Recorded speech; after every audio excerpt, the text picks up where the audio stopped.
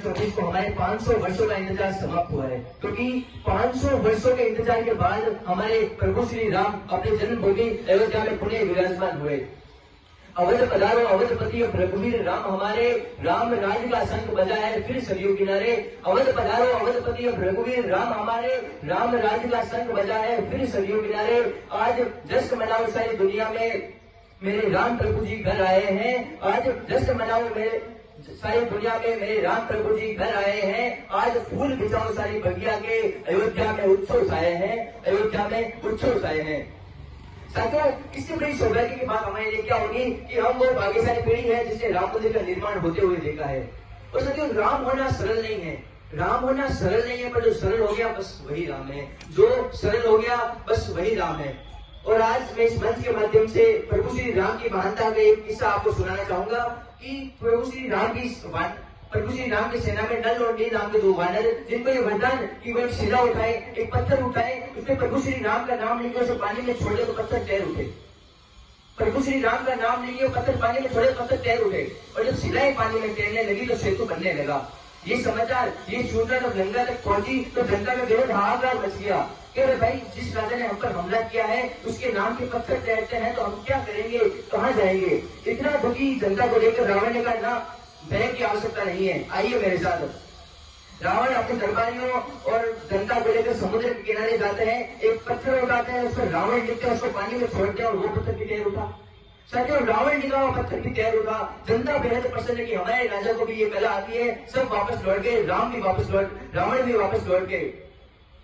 रात्रि में शयन कक्ष में मंडोत्री रावण से सवाल करती है कि हे मेरे प्राणनाथ, हे मेरे ईश्वर, मैं अच्छी तरह से जानती हूँ कि आप किसी पत्थर पर रावण लिखे और वो पत्थर तैर जाए, ऐसा हो नहीं सकता। आप किसी पत्थर पर रावण लिखे और पत्थर तैर जाए, ऐसा हो नहीं सकता। आखिर किया तो किया कैसे। रावण ने कहा, ठीक कहती हो देवी, मेरे नाम के पत्थर नहीं तैर सकते। मैंने एक शिला उठाई, एक पत्थर लिया, उस पर रावण लिखा, उसे पानी में छोड़ा और कहा तुझे श्री राम की सौगंध अगर डूब गया तो, तुझे श्री राम की सौगंध अगर डूब गया तो। साथियों, यह है हमारे प्रभु श्री राम के नाम का चमत्कार। तो साथियों, आज मैं प्रभु श्री राम की जीवन की दो ऐसी बातें बताना चाहूंगा जो कहीं न कहीं हमें भी अपने जीवन में जरूर अपनानी चाहिए। पहली बात है अपने दुश्मन से, अपने शत्रु से प्रेम भाव रखना। क्योंकि अब मेरी बात को आप ध्यान से सुनिएगा, क्योंकि अब वो दिन आने वाला है जिसका इंतजार अयोध्या वासियों को 14 वर्षों से था। 14 वर्षों के अंतराल के बाद प्रभु श्री राम माता सीता और लक्ष्मण जी के साथ अयोध्या पुणे लौटे। उस दिन अयोध्या वासियों को हर्ष और प्यार अपार मिला और उसी दिन की वजह से पूरे विश्व को दीपावली का त्योहार मिला। और अचरज की बात यह है कि जब राम वनवास में थे, भरत माता कौशल्या और कैकेयी के साथ उनसे मिलने पहुंचे तो राम सबसे पहले किससे मिले? कैकेयी से। राम अपनी मां कौशल्या से नहीं मिले, पहले कैकेयी से मिले। राम जी की इस भावना ने फिर ये साबित कर दिया कि अपना अच्छा करने वालों का तो हर कोई लेता नाम है, अपना अच्छा करने वालों का तो हर कोई लेता नाम है, लेकिन जो कोई दुश्मन को भी गले लगाए वो प्रभु श्री राम है, कोई दुश्मन को भी गले लगाए वो प्रभु श्री राम है। और साथियों, दूसरी चीज जो अपने जीवन में अपनानी चाहिए वो है अच्छा चरित्र। क्योंकि अब लंका का युद्ध खत्म हो चुका था, रावण नीचे पड़ा था, निश्चित उसका शव पड़ा था। मंडोत्री ने विलाप करने के बाद पूछा वो कहाँ है जिसने इसको मारा। जनता ने कहा वो वहां बैठा समुद्र के किनारे, शाम ढल रही है और रघुवंशी राम उदास एक पत्थर पर बैठे हुए हैं कि इतना रक्तपात क्यों हुआ।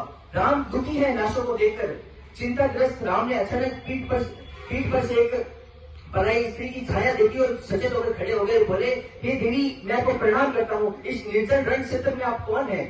मंडोदरी ने कहा, हे राम, मैं रावण की दुर्भाग्यशाली पत्नी मंडोदरी हूँ।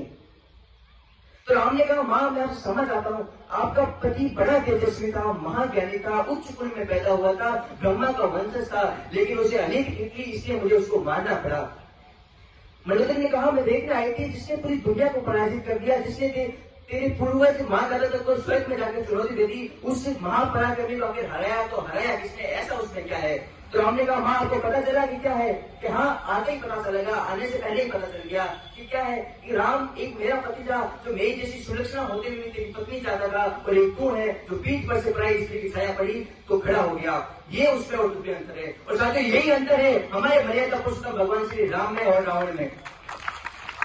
शास्त्र ये कहते हैं, रामचरितमानस ये कहती है कि रावण ने मृत्यु के वक्त राम से एक सवाल किया और एक संवाद किया, और संवाद का एक सवाल रावण ने पूछा, मुझे एक बात का जवाब देते जाओ, मैं कुल में तुमसे बड़ा, तुम क्षत्रिय, मैं ब्राह्मण, मेरा कुल तुमसे बड़ा है, मैं ज्ञान में तुमसे बड़ा, तुम्हारे पास क्या ज्ञान है मुझे नहीं पता, लेकिन मेरे ज्ञान पूरी दुनिया में चर्चित है, 4 वेद 8 पुराण कंठस्थ किए हुए, और मेरी शक्ति, मैंने कैलाश पर्वत को उठा लिया जिस पर भगवान स्वयं विराजमान थे, और तुम बंदर भालू लेकर मुझसे लड़ने आ गए। और 5वीं बात कि तुम मेरी धरती पर लड़ रहे हो। सर, सबसे कठिन होता है किसी को उसके घर में हराना। रावण ने कहा, इन 5 बातों में तुमसे सर्वश्रेष्ठ हरा क्यों? तो हमारे मर्यादा पुरुषोत्तम भगवान श्री राम ने एक जवाब दिया, मैं चरित्रवान तुम चरित्रहीन, मैं चरित्रवान तुम चरित्रहीन। और साथियों, अंत में एक बार फिर आप सभी को बहुत बहुत बधाई, एक बार फिर आपको बहुत बहुत बधाई। धन्यवाद।